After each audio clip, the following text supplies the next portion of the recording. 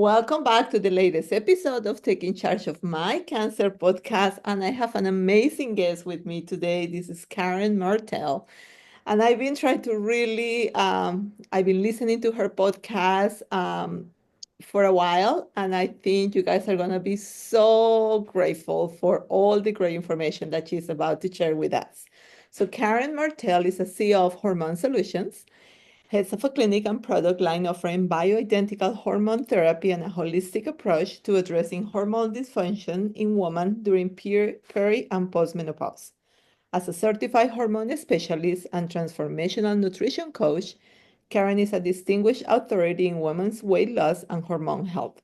With a wealth of expertise in perimenopause and menopause, Karen is recognized as a leading expert in navigating the unique challenge and transitions women face during these phases of life. As the steam host of the highly acclaimed women's health podcast, The Hormone Solution with Karen Martel, she delves deeply into the intricacies of female fat loss, hormone optimization, and the complex interplay between hormones and overall health. Karen's mission is to empower women with the knowledge they require to seize control of their well-being and thrive throughout every stage of life. So Karen, welcome and thank you so much for being with me today. Well, thank you for giving me the opportunity to come speak to your audience. This is great. And I love what you're doing and that you have this podcast. What's interesting is I have been told by three different people in the last 2 weeks that they just got found out that they had cancer. Oh, wow. That's the most I've ever heard from people in one period of time like that. One of them was this morning. Oh, A woman, wow. my neighbor actually messaged me and said, I would just found out over the weekend that I have breast cancer. Wow. I See? And now know. we're doing this podcast. It's like, I'm wow, going to send them all to your podcast. the universe is calling here. Yes. So, Karen, tell us a little bit about your story and how did you end up in this, developing Mhm. your podcasting regarding hormone solutions, and you just came into all this kind of like world of hormones. Yes. Well, my story starts when I was actually 33, so young, but it was after my daughter, my first child, after she was born. And I think a lot of women can relate with that, where they feel like they had their first pregnancy and then nothing's ever been the same since. Mhm. Yeah. Right. And I started having all of these hormone problems, which nobody told me at the time there were hormone problems. I was put on the antidepressant. I was put on sleeping medication because I couldn't sleep. I was trying like every diet under the sun, and I was working out like I've never worked out before in my life. And I just kept gaining weight and having more and more health problems. It was like the more I tried, the worse things got. And I was so frustrated by the end of it because nobody could help me. I'm 33. Nobody was going to say, oh, maybe it's your hormones. And I ended up going, I think this is hormonal because so much of it had to do around my cycle. And so I ended up testing my hormones and finding out, that I was in adrenal insufficiency, which just means I had very low cortisol, I had low DHEA, I had low progesterone, which is our nice calming hormone. I had way too much estrogen. I had no thyroid. Like I was a hot mess and I was doing everything wrong. Oh, So wow. it was no wonder that everything kept getting worse because with my hormonal profile, I shouldn't have been working out like crazy. I shouldn't have been starving myself. I shouldn't have been on antidepressants. I should, all of these things were all wrong. And so I Wow. had to just flip it all around and go, okay, I need to start doing yoga. I need to start watching my stress. I need to optimize my thyroid. I need to get on some progesterone.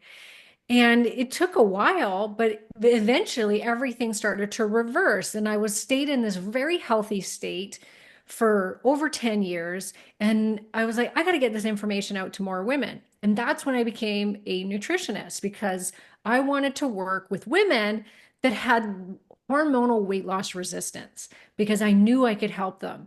And it was like, if this could happen to me, there's got to be more women like this Mhm. that are feeling like they're doing it all right, but not getting the results.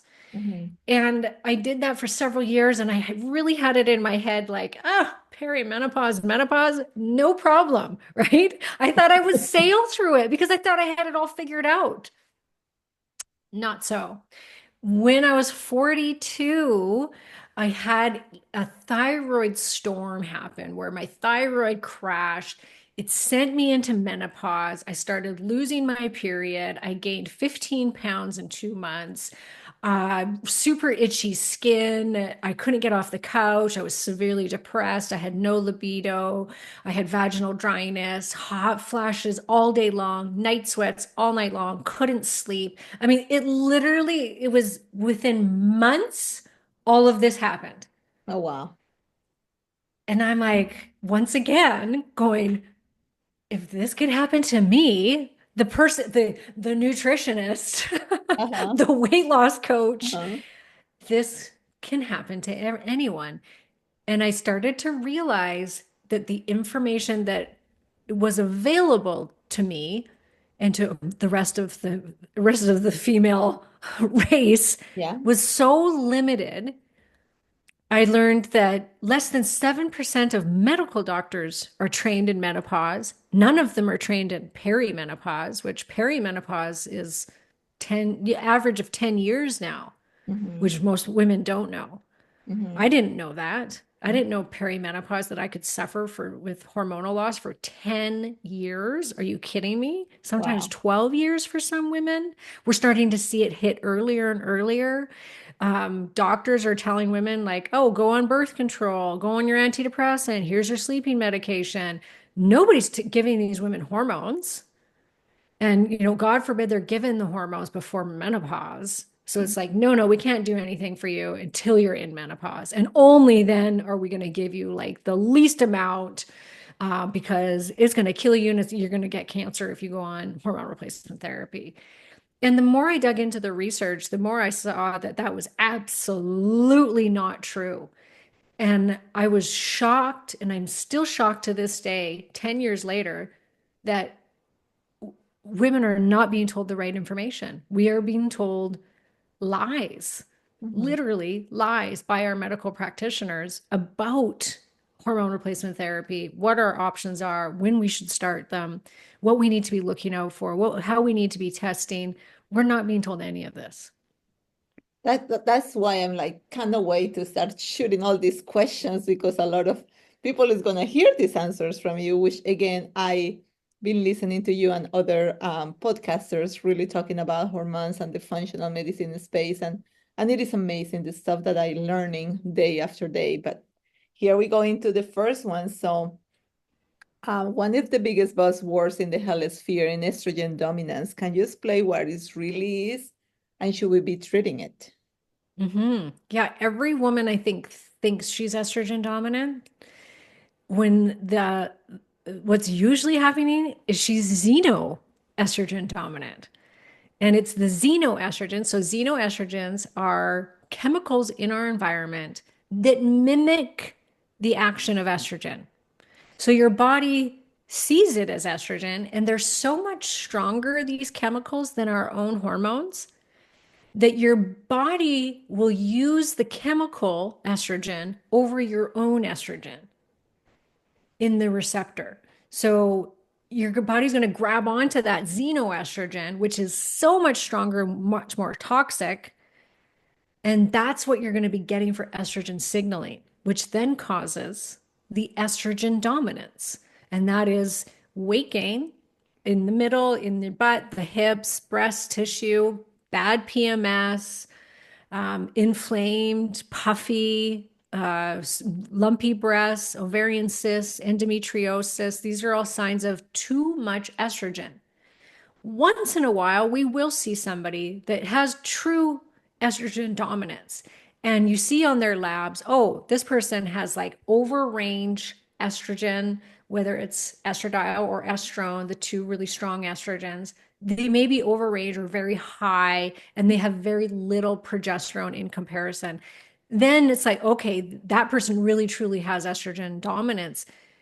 But I'm telling you, I see that I see thousands of labs a year.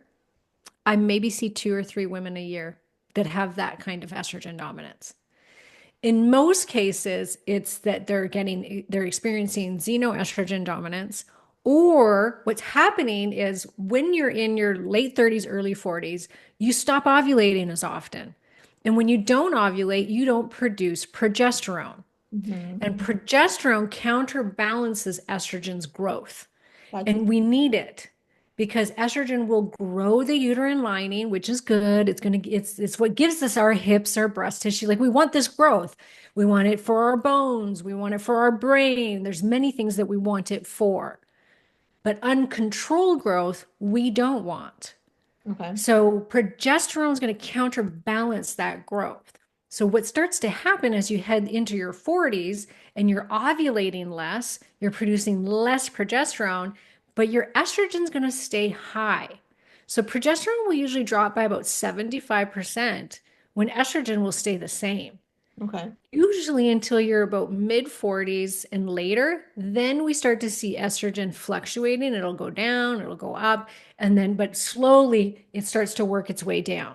Okay. So what's happening then is we have normal amounts of estrogen, but not in comparison to that progesterone. And so the trick is when it comes to how do we treat that, typically it's going to be treated with birth control pills, hysterectomy, or an ablation. Those are the three things you're going to be offered if you go to your doctor's office and say, "Hey, doc, I'm gaining weight. I've got really sore breast tissue. When I have my period, I'm bleeding out. I'm going through a tampon every 10 minutes." The doctor's going to say, one of those three things is your options: hysterectomy, ablation, birth control.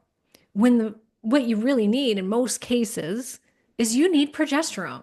You don't need Oh, synthetic progestin, which is what the birth control is. You need real bioidentical progesterone that looks exactly like your own progesterone. So you can fool your body into thinking it's got enough progesterone and it's going to act the same and it's going to counterbalance that growth and all will usually be well if you can get that and if you can get yourself on some progesterone.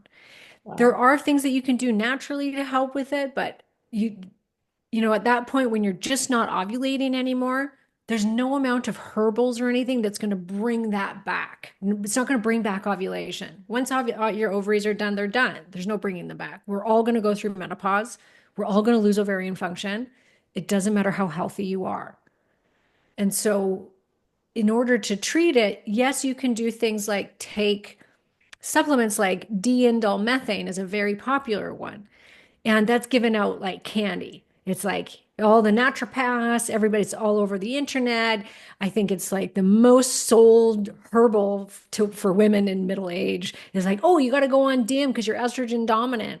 Well, it's great because it can help you to metabolize your estrogen down the right pathway. Okay. But it will also lower estrogen. And if we go back to what I said originally, which is About. only a couple women a year actually have too much estrogen.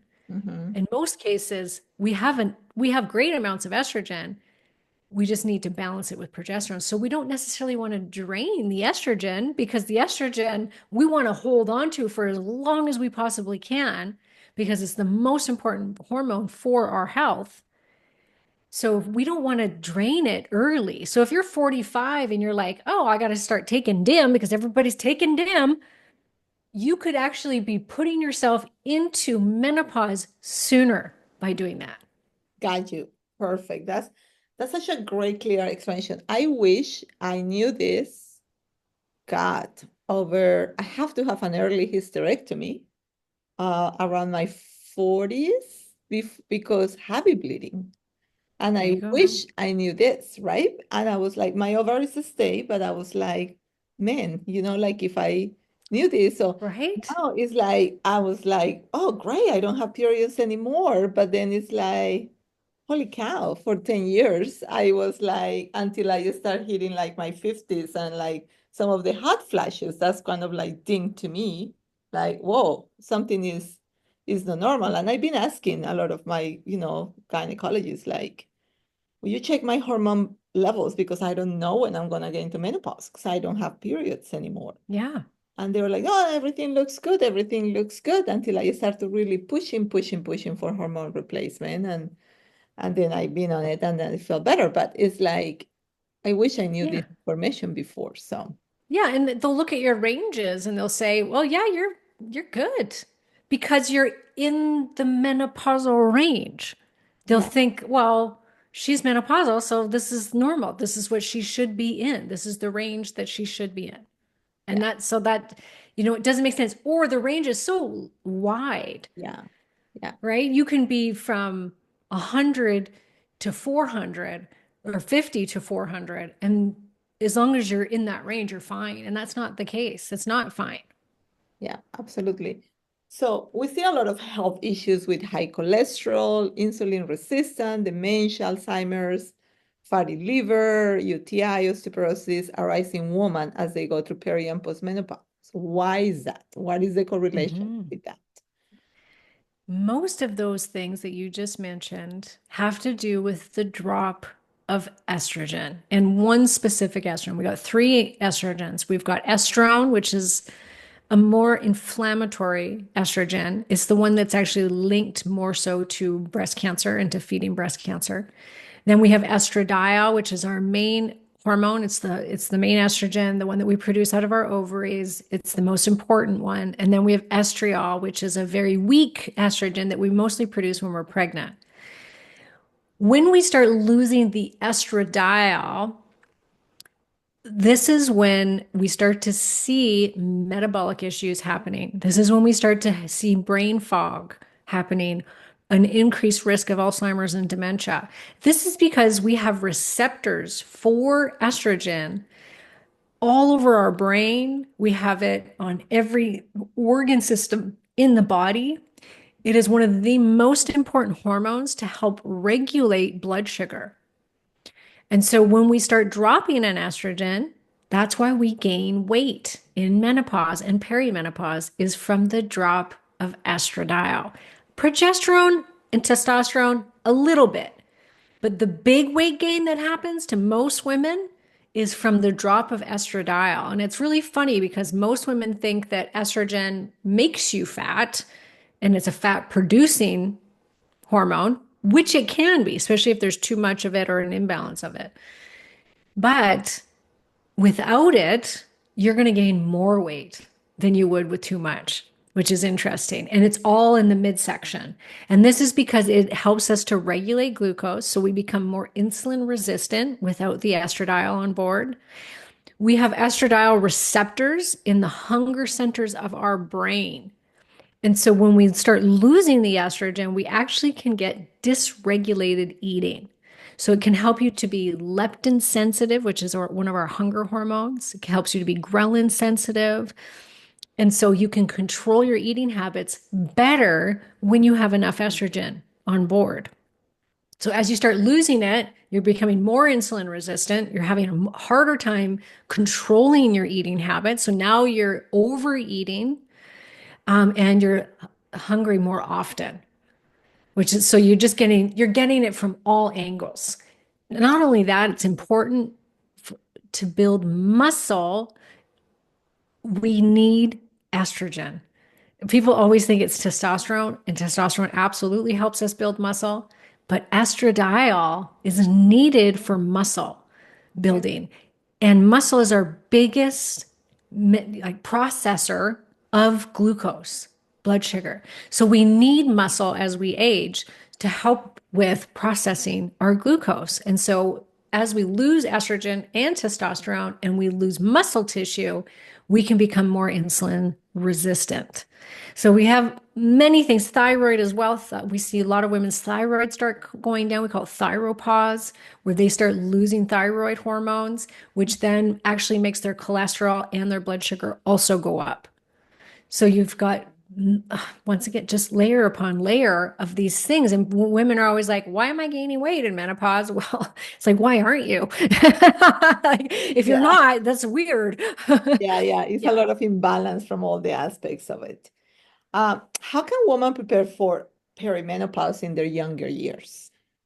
Yes. And so if you're under the age of 38, there's many things that you can do to help prepare your body. One thing that's great is to actually just have your hormones tested when you feel amazing, right? Okay. When you're fertile and you're 35 and you feel good hormonally, go get your levels tested so that you know where your levels need to be at to feel great because that's what you'll want to aim for when you're menopausal or in perimenopause. And because everybody's different, Yeah. some people are very testosterone dependent, other women are estrogen dependent, some lose their minds without the progesterone. And so it's just really good to see where those levels are at when you feel great.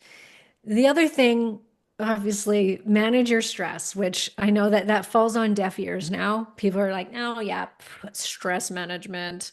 Who Yeah. needs it? Right? Yeah. Like Yeah. we live Yeah. in this very Terrible. fast-paced world. Yeah. And we know stress is one of the biggest, like, it feeds cancer. Mm-hmm. There's a stress component to, I think, all cancers. Mm-hmm.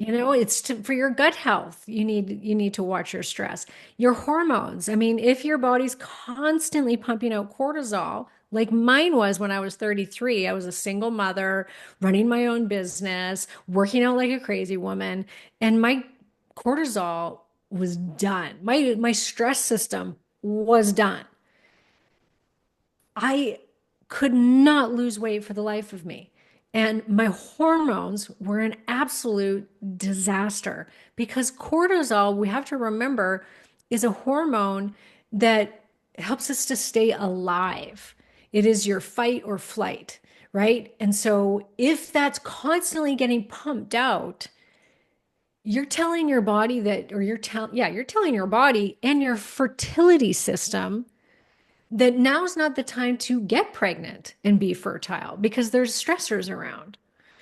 So we have to be very careful with our stress because it can really drastically affect your hormone levels and it can send you into menopause early and can make your hormones start plummeting early. So you have to be very careful. And our adrenal system makes some of these hormones, which then convert down into like estrogen and progesterone. And so we need to hold on to the adrenal system and we need to feed it and we need to be very careful with our stress load so that we don't run into these problems with our hormones as much as the other person would. So mainly it's like check the hormones and then start to really look into stress levels. That will be the two things that you Those kind are of like feel the like, top things. yeah, Yes. I yeah, mean, there's a lot of great supplements that women in their fertile years can take to help balance their hormones.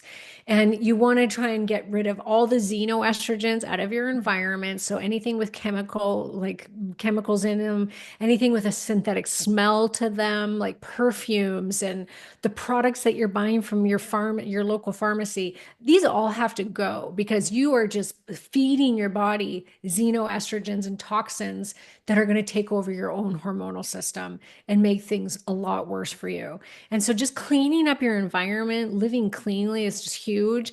Not drinking. I think that's, women are drinking more and more right now, and it should be going the other way because alcohol is probably one of the worst things that we can do for our hormones. And so if you can cut back on that, obviously eat well, exercise, all the main things have to still be part of all of this, but I would say that those are my top things that you can do at a younger age to prepare your body for perimenopause and menopause. And even so, even if you do it, remember, you can still suffer. of And course. that's like, I don't want to be a negative Nelly, but Yeah. 85% of women will have symptoms of perimenopause and menopause. 25% will have severe symptoms.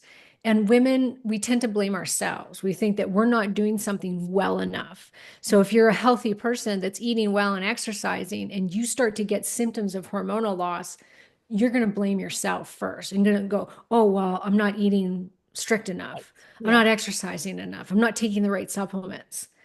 And so I don't want you to be hard on yourself. You want to do all those things, but then also remember that you could simply just be having really bad symptoms from losing those hormones. And it doesn't matter how healthy you are. Okay. So when we go into food, what is the best diet for midlife woman that you can recommend? So I'm not stuck on any one particular diet. If I had to choose one, I would choose paleo Okay. because paleo is easy on the adrenal system because you're still got some carbs in there, but it's taking out a lot of the inflammatory carbs. So still reducing the sugar intake, reducing carb intake, whole foods, animal protein forward. And we really need to be animal protein forward, especially as we age, because we start losing that muscle tissue. And we will all have some degree of sarcopenia as we lose those hormones and we're not maybe exercising as often. We need to make sure we're getting enough protein in. And that is your number one rule. And then from there, you're going to look at your hormones and where they're at and decide what's going to be the best diet for you. Because if you're insulin resistant and you're overweight and maybe you've got cancer or had a diagnosis of cancer or you're recovering from cancer, things like a low carb ketogenic diet could be what's best for you for right now, Mhm, because you need to get a handle on the sugar. You need to become insulin sensitive again. You need to become metabolically healthy because sugar feeds cancer. mhm. So there are things that, that you're going to want to do depending on what your hormones are doing. If you're thyroid deficient and an adrenal insufficiency and you're burned out and you're tired and you can't, no, keto is going to be the worst thing for you. And you want, more carbohydrates, more nutrient dense foods, more animal protein if you're in that flatlined state. And so it's about going, okay, what does my body need? Not what's most popular. What Gotcha. do I need? Mhm. Okay. So are you mentioned bioidentical hormones? Are they safe and should we all replace them? Okay. I would say most women can safely replace their hormones. Because here's what we have to remember. Number one, you've had these hormones your whole life, right? Nobody told you when you were 25, you know what? You have a family history of breast cancer. So let's shut down your estrogen. We don't do that, Yeah. right? But then Oh, we'll tell terrible. a woman who's 45 losing her estrogen, well, we can't give you estrogen because your mom had breast cancer. Breast cancer.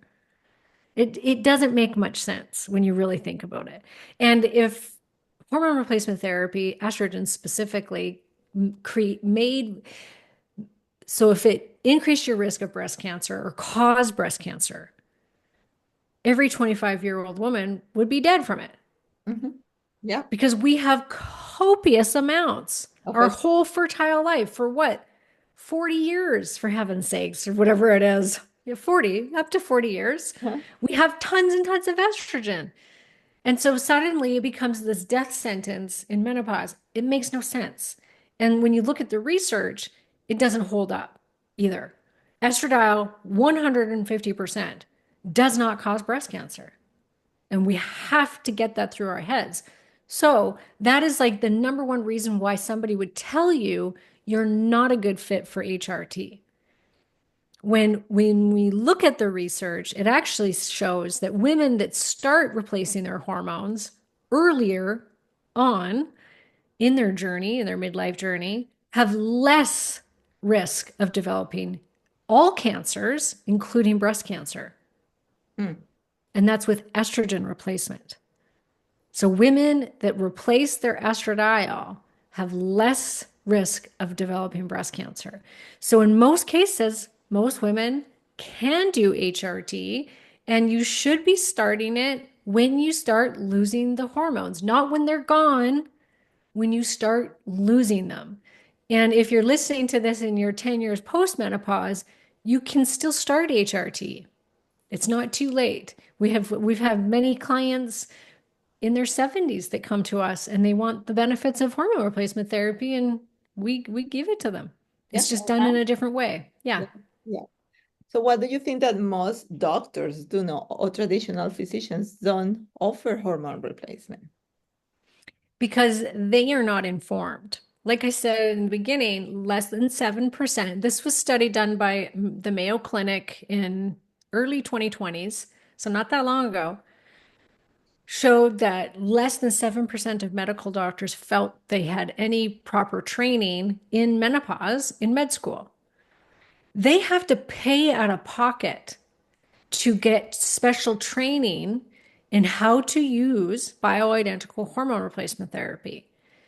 And really, do you think many doctors are going to go pay out of pocket to go take a weekend course or a 2 month Oh, course on HRT? no. Never, never. So they're all going by what they were told that the Women's Health Initiative, one of the biggest studies ever done on hormone replacement therapy, they're going to go on that misinformation from that study, which was hormone replacement therapy increases your risk of breast cancer. That is it. That's what they have in their brain. All of them, it seems like. A small percentage know better now, but majority are still saying that because of that study, they will not give their patients HRT unless they're really, really suffering. And that study, so that was going to be my next question. So, well, the study was just really not a right study, right? So, like, why all these physicians changed their minds with a study that, we start finding out years later that wasn't really a great study, but then yet changed a lot of the practice for, Mhm. like kind of really creating a lot of trouble in women at their menopause, right? So will you Yeah. explain like what was the study, when was the study, and why the study was so wrong? Yeah. The study was actually meant to, they were set out to prove that hormone replacement therapy helped reduce your risk of cardiovascular disease. And at that time, it had been around for since the 1950s. They had Premarin, which was came from pregnant horses, estrogen, and that's what they had every woman on. It became the number one most prescribed medication in North America. So you can imagine how many women were taking it, and doctors were handing it out to all of them. It was like, oh, you've got problems? Oh, here you go. It's going to keep you young and keep you vital and great. Here's your estrogen therapy. Then they started to realize that, oh, they needed a progesterone in there to help counterbalance the growth in the uterus. So then they came out with a progestin, so a synthetic progesterone. And it worked. It worked to protect the uterus. Awesome. So then the study came around in the late 1990s. They were going to do this. It was one of the largest studies of its kind. There was several arms to the study. One arm was the women had had a hysterectomy, and so they put those women on Premarin only without the progestin. One of the other arms, the women had their uterus, so they had them on the progestin as well as the Premarin. Several years in, they saw an increased risk of breast cancer. And before they actually gave the details of what arm of the study showed this, they sent out to the world before it was even published that HRT raises breast cancer risk. And for all doctors to get women off of it and quit prescribing it. And literally, it was like overnight, we dropped to like 4% of women on HRT. Wow. So everybody hopped off. And then it went on like that for decades, where we were not told the truth of that study. Now, the actual people who ran the study have come out publicly and said several times, hey, basically, hey, we were wrong. I don't think they said it like that, but they're like, actually, what we saw was number one, there was one, not even, I think it was zero point 0.8 more women got breast cancer out of 1,000 women. So Oh, not wow. even one out of every 1,000 extra. Okay. Not only that, it was the arm of the study that the women were on progestin with the horse's estrogen. Which is What not they bioidentical. Yeah. which is not bioidentical, taken orally, not the best way to take estrogen. The other arm of the study, which they didn't talk about and spread the news about, where the women were only on Premarin, had a reduced risk of developing breast cancer by 23% or 24%. So 24% reduction in getting breast cancer if you were taking Premarin, horse's estrogen, nothing like yours, was still showed better health outcomes than not being on any estrogen or being on the estrogen progestin combo. And there's a new study that's been out, or it's still ongoing actually. It's called the Million Study, the 7 million study or 1 million study that was done by Medicare.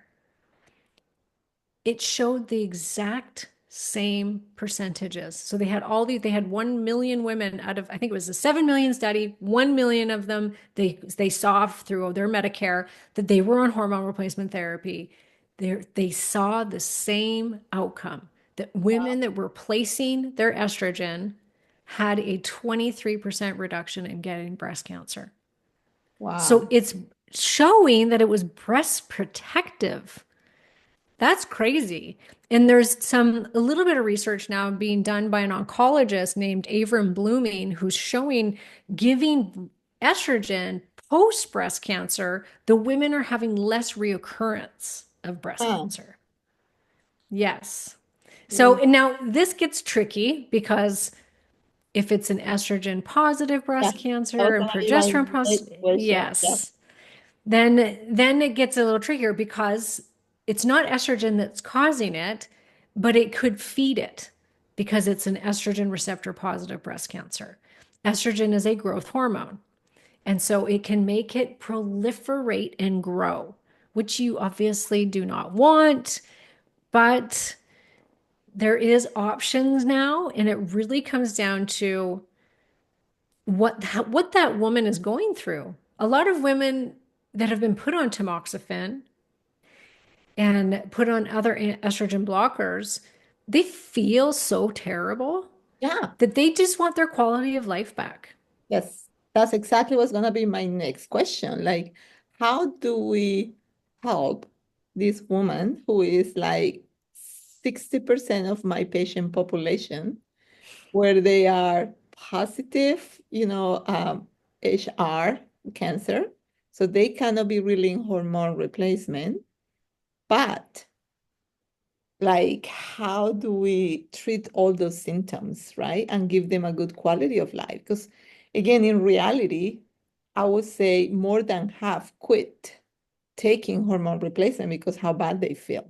So they're like, forget it. I'm just taking the risk, but I'm not. You mean tamoxifen? Yes, exactly. Or even AIs, aromatizing. Yes.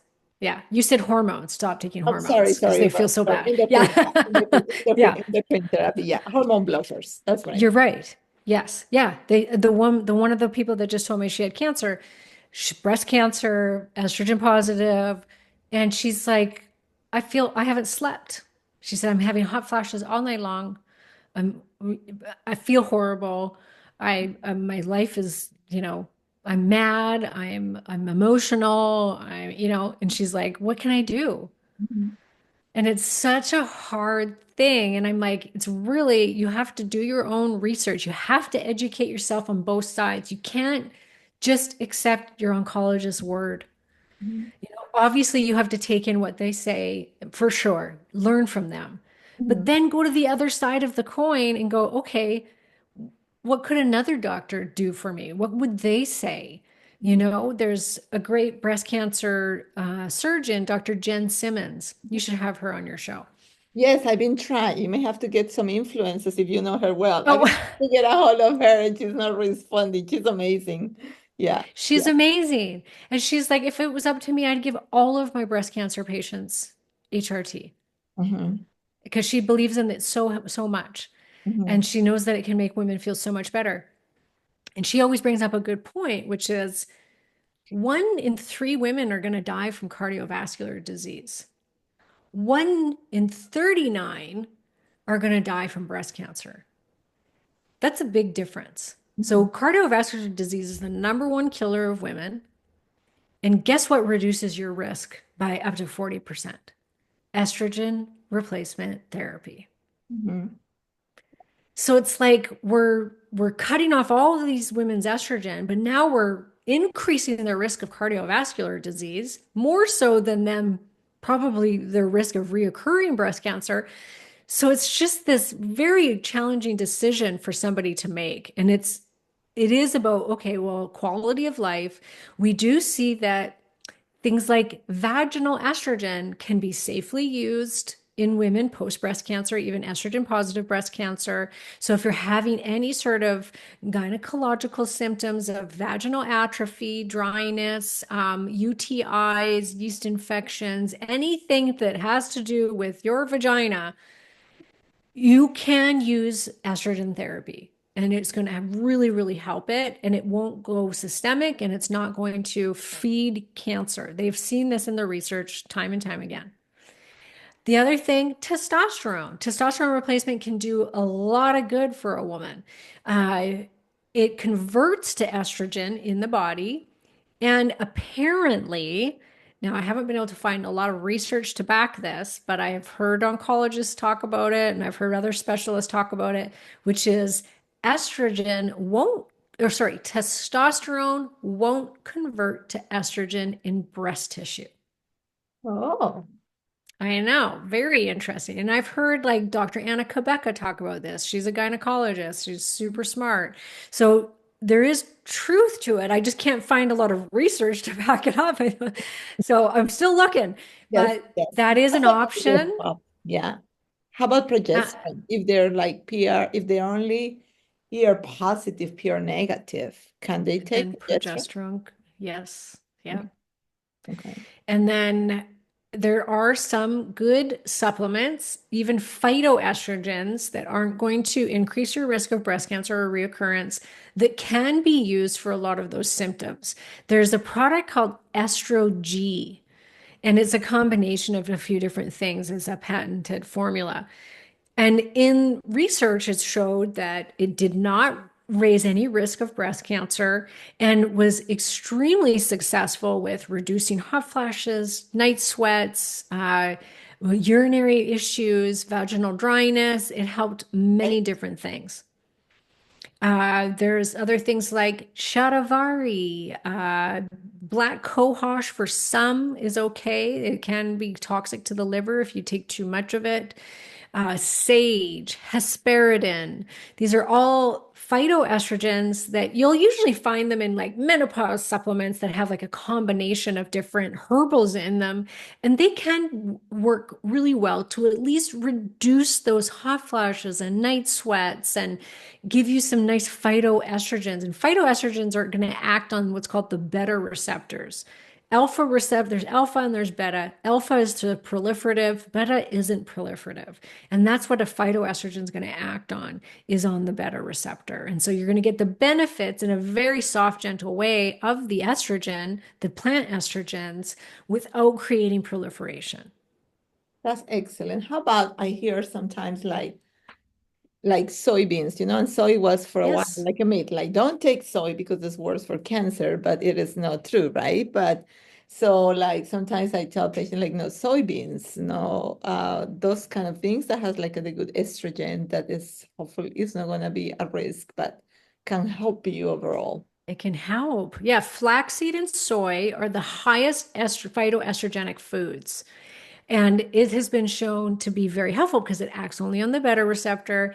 And if it's the right kind of soy, so we're talking fermented because it's got one of the most highly sprayed, it's one of the most highly sprayed genetically modified crops.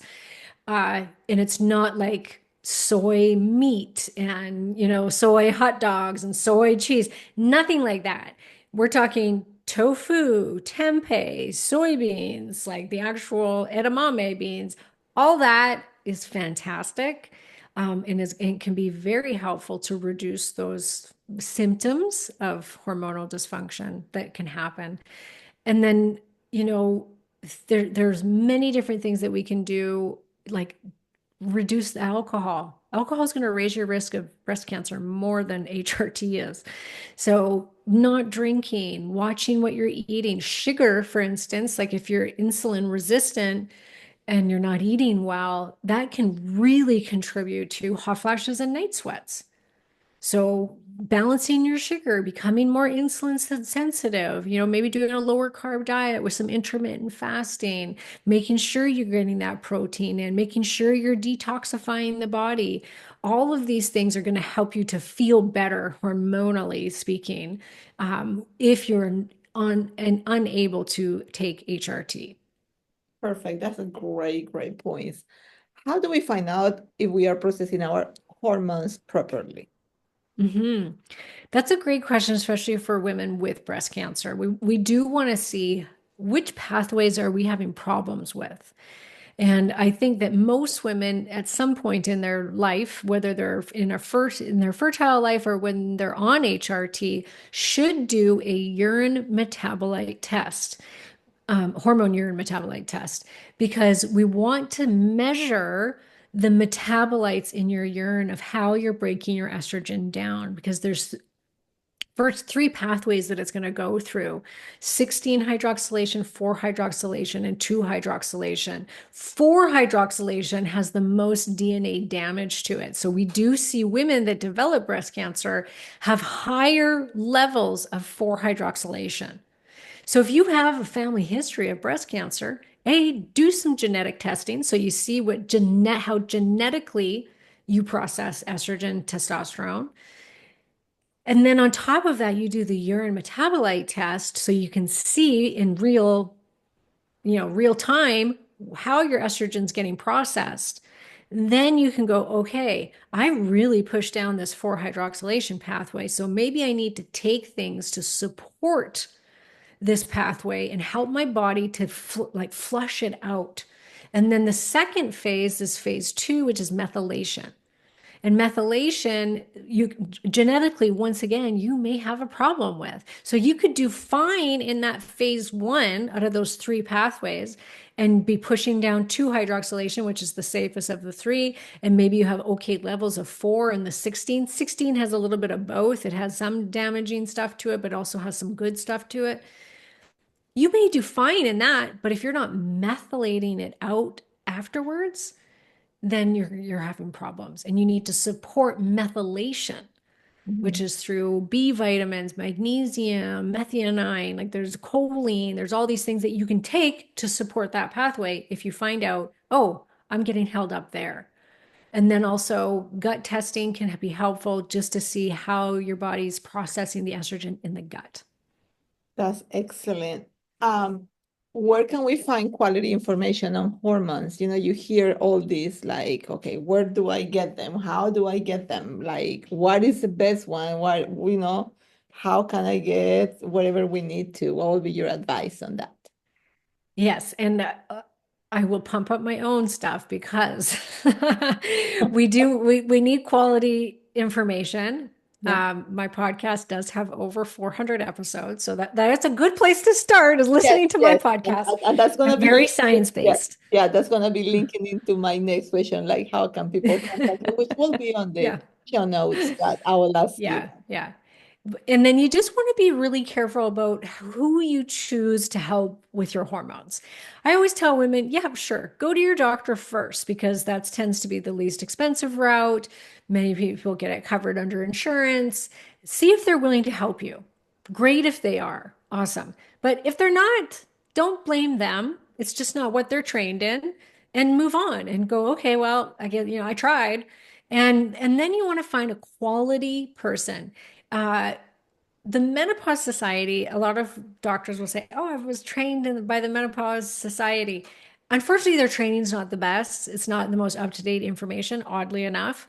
But so I actually avoid people that say that. If that's all their training was just through the menopause, I'm like, ooh, nope, gonna stay away from that person. They're gonna know more than the most doctors do, but a lot of their stuff is still not great and not up to date on actual hormone replacement therapy and the benefits. So I typically avoid that. I'll avoid people that do pellet clinics. Pellets are not the best way to start with HRT. You could end up taking pellets in the end for convenience, but it is a very unnatural way to get the hormones in. They give you really, really high amounts, and I see women's testosterone just through the roof. Like they're honestly having levels of a man's testosterone, and that's not healthy. So avoid those. They tend to be kind of money making places. Um, Anything that's, yeah, that where their person is just like you get a 5 minute call or just via email support.